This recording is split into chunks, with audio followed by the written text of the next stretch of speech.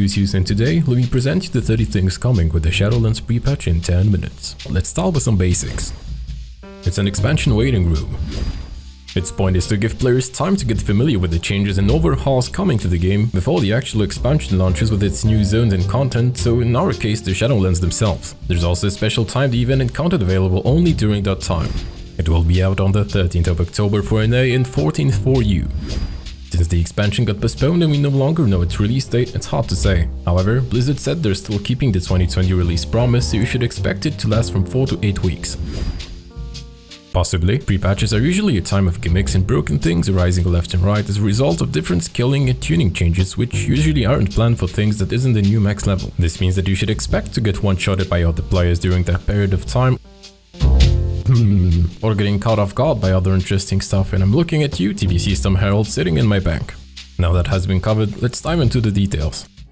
Another expansion, another numbers rescale, only this time it's a big one, as your character's level is also going to get squished. Do not worry, you're not actually losing levels, as the whole world is getting scaled down as well. You will still be max level, which will now be 50 as opposed to 120. This leads me to say that the new Shadowlands max level cap will be 60. The whole leveling experience is being revamped. As a result, Death Knights and Demon Hunters won't start with a much higher level than other classes anymore, as they'll now start at level 8. So if you want to read those two classes before the patch hits. Allied races will start at level 10. There's a new starting zone available for new players and characters called Exiles Reach. If you're a veteran, you'll have the option to skip it if you want to start in the old zones. It's actually pretty great and long overdue, so if you ever wanted to ask your friend, lover, or like in my case your mother to try out the game with you, now's the perfect time to do it. As part of the leveling revamp, every zone before Shadowlands now scales to your level, in a mode the game calls Chromie Time. At level 10, you'll have the option to pick in which past expansion you want to level and stick to it, and in turn, you should be able to hit the new BFA max level of 50 in about 7 to 8 hours of playthrough, so just pick the one you want to level in and go with it, as XP gains in Draenor have been nerfed and it isn't necessarily the most efficient expansion to level anymore. Aside from the BFA XP potion, all forms of additional XP gains have been removed, which includes the XP heirloom bonus. It has been instead replaced with a new utility set bonus when wearing a few pieces of them. Since leveling is much faster than it was, even when you had heirlooms, you shouldn't get too upset about it. There are 3 changes coming to flying, notably, Draenor and Legion Pathfinder are no longer required to fly in those zones. You can now learn them from a flying trainer for about 250 gold if you didn't have them before. XP riding, the 280% movement flying screen is gone, only the 310% remains. This means 5k gold saved per new character. Druids will need to learn flying from the trainer instead of just gaining it automatically. The character creation screen has received a graphical overhaul, resulting in a much better looking preview of classes and characters with different armors and also spell animations. Instead of adding new races in the new expansion, Blizzard decided to improve existing ones by adding a ton of great character customization options. You can now create looks such as a flowery tattooed Tauren, a half-blind Asian human, a black and bald blood elf, or even a high elf waifu void elf. So go wild at the barber shop if you want to update the looks of your character. That same barber is also the world's best surgeon, as he allows you to swap genders for a small gold fee, as the paid service has been removed, or even becoming a permanent fire kitty for druids as long as you have Fandral Scythe Transmog unlocked. Being exalted with the proper allied race reputation is no longer required. You now only need to complete the story quests and achievements that were previously necessary in order to unlock that race. There's going to be a new pre-patch only event featuring you turning into a zombie and killing your friends. As it's a rehash of the Lich King expansion pre-patch event, you can expect this to be fun for 3 days and annoying for the next weeks. Dusting off your Garrison Hearthstone might be a good idea.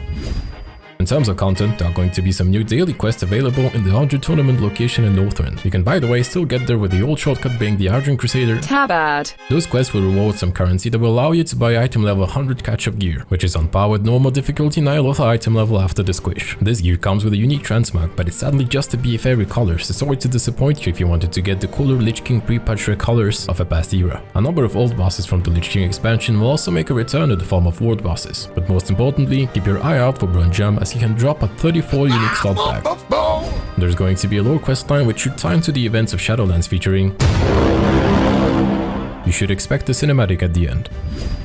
A mentoring system has been added, with some visual reward for mentors next to their name. It would appear that this is Blizzard's way of trying to get veterans to help out new players. In order to become one, you'll need to find the NPC located near the Storming or Orgrimmar embassies, have at least 3,000 quests completed, and 2 out of 3 of those BFA achievements. The Hunter stable cap has been increased to 200, as 3 new pet families with new specific abilities are now available to tame, such as Horsers, featuring unicorns. By the way, their mount variants, such as the PvP Prestige one, can now fly, Mammoths, which includes Alex, and Camels, featuring alpacas. Additionally, Cloud Serpents are not tameable and are part of the Serpent family, but you'll need to learn the ability by buying a book gated behind being exalted with the Order of the Cloud Serpent Pandaria rep. And one more thing, while technically not a full pre-patch feature, undead hunters will also be able to tame undead creatures. Other races will have to get a special book of Meldraxxus in order to have that possibility.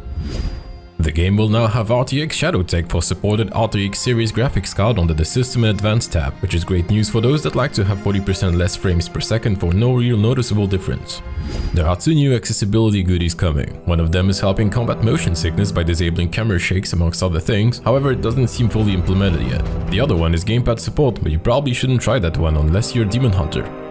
Transmog restrictions from artifacts have been lifted. You can now transmog your artifact offhands into main hands or even use skins from your off spec, such as wielding the big holy paladin hammer while in retribution spec, allowing for some great looking new mogs. As a result of the experience revamp, low-level crafting have also been changed by adding regions known as Relics of the Past, which come in 5 different levels. By adding them as regions when crafting items from past expansions, they will allow to increase the eye level of the item to up to 87 at level 50, which I'd consider to be very usable for anything below Shadowlands content, but most specifically, revitalizing the low-level Battleground Twink meta. You can expect some heavy hitters of a past era making a comeback thanks to all item effects or 3 sucketed items. The so-called pruning of classes is coming with this patch. This means big class changes for most and overhauls to specs such as Enhancement Shamans or Shadow Priests. You can find out more details about it in my other videos on this channel. Since we'll still be capped at level 50, what that means is that some classes might seem a bit broken or not fully functional during the pre-patch. As for example, while Paladins are receiving their Hammer of Wrath baseline, they won't be able to use it during Avenging Wrath like they always could when playing as Retribution. It would appear that it's never a bad time to bully a Red Paladin, as even Blizzard does it. As part of this class changes, Shadowlands brings in a big change to how AoE abilities work, by limiting the number of targets they can hit for a vast majority of them. You can expect a lot of rage on the forums in the future regarding some classes being more capped than others, slower in clearing old content, very limited performance in large AoE fights. Corruptions will now be fully disabled, making them just a bad dream now, so just like the ending of Ny'alotha. It still hurts how they handled N'Zoth and the Black Empire. While Legion Legendaries will be completely deactivated, likely due to these effects making a comeback in the form of Shadowlands Legendaries, stay tuned for a video about those coming soon. Azerite armor and essences will remain functional outside of the Shadowlands themselves as long as you have them equipped, meaning you can still use them for time walking content or other legacy farms. You will no longer be able to get rank 4 essences, leading to the title of Azeroth's champion unobtainable. Champion? I'm not sure if that's a bad thing after all of those wounds. I can sense Azerite nearby. The Trinket PvP talent choice is being removed due to PvP trinkets in the form of items making a return in Shadowlands with a PvP only bonus slapped on top. This means that if you want to actually have one in the pre-patch, you'll need to either use the Heirloom one or buy one from the pre-patch PvP vendors, which by the way are also making a return, located in the Halls of Legends in either Orgrimmar or Stormwind with a new, or should I say, old honor currency. While the season with its rewards are done, it is still possible to do ranked PvP games as part of a special off-season period.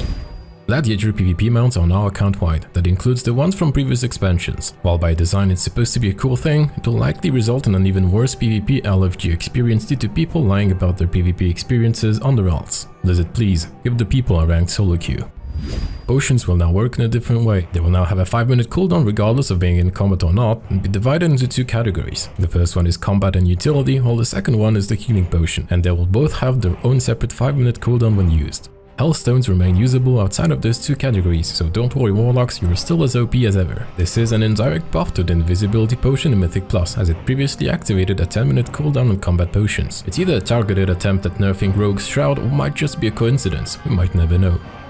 There is a new quick keybind function which allows you to bind your abilities in a very quick and efficient way. This should feel very familiar to those using add-ons such as Bartender. For pet battles, Flock and similar debuffing abilities have been changed. This ability did a set amount of damage per turn and debuffing targets to take double damage for 2 rounds, but will now do ramping damage instead for as long as the ability continues. I'm not the greatest pet battler out there, but it seems like an overall buff if you were to plan around those stacks. There's a new quest and campaign chapter guiding system, which should come especially handy when looking for an objective that you're not certain whether is above or below you. This should cover everything that's coming with the pre-patch. If you'd like to see videos similar to this one, feel free to do the like, sub and bell thingy. However, if you'd like to support me and my work, I had the audacity to create a Patreon page with tiers and different rewards that should be of help in your Shadowlands adventures. I'd love to do more videos for you and have them ready sooner, but it's quite a time-consuming process. However, with some additional funding, I might be able to get external help that should aid me in speeding up the process. Lastly, I would like to thank the OiOi gaming community for their support in sharing this video. They are creating a place where gamers of all kinds can get together and enjoy all things gaming. If you want to find out more, you can find the links to their socials in the description below. To those that stayed till the end, thank you for watching, and I'll see you guys on Twitch or until the next one. Goodbye.